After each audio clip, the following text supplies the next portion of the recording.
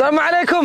এখানে একটা হাঁড়ি মানে একটা গাছ, কিন্তু বুঝছেন, ভাবা যায় এখানে প্রায় 3000-4000 লিটার রস মানে এক এক টাইমে জাল হবে ইনশাআল্লাহ। যারা সরিষার তেলে অভ্যস্ত রান্না বান্নায় আপনার প্রয়োজনীয় 5 লিটার, প্রয়োজনীয় 2 লিটার, 3 লিটার যা প্রয়োজন সীমিত আকারে সংগ্রহ করতে পারেন।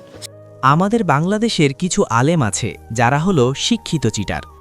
মনিটাইজেশন হারাম, এখন থেকে আরো 10 বছর আগে বক্তব্য দিয়েছি।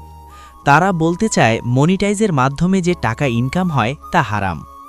তবে শুরুতেই বলে রাখি, পাকিস্তান সহ বিশ্বের অনেক আলেম আছেন যারা এটাকে হারাম বলেন না।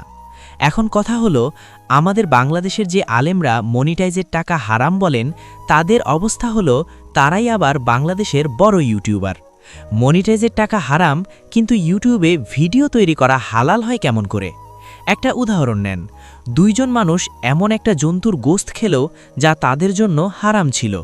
একজন মানুষ অসুস্থ, সে সেখান থেকে উপকৃত হয়ে সুস্থ হলো, আর অপরজন সে বিনা কারণেই খেলো।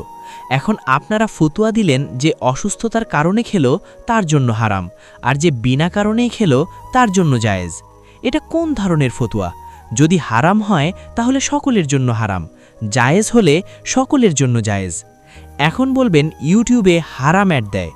একজন মার্কেটের মালিক কোনো একজনকে দোকান ভাড়া দিল, যে দোকান নিল সে সেখানে একটি মেমোরি লোডের দোকান দিল। এখন যে গুনাহ হবে সে গুনাহ কি দোকানদারের হবে না মার্কেটের মালিকের? আমরা তাদেরকে ভিডিও দেই, তারা কিভাবে ইনকাম করে তাদের ব্যাপার। আমরা ভিডিও ভাড়া দেওয়ার জন্য টাকা পাই। যদি মার্কেটের মালিক ভাড়া নিতে পারে হারাম না হয়, তাহলে ভিডিওর মালিকের জন্য কেন হারাম হবে? আপনারাই কমেন্ট বক্সে জানাবেন।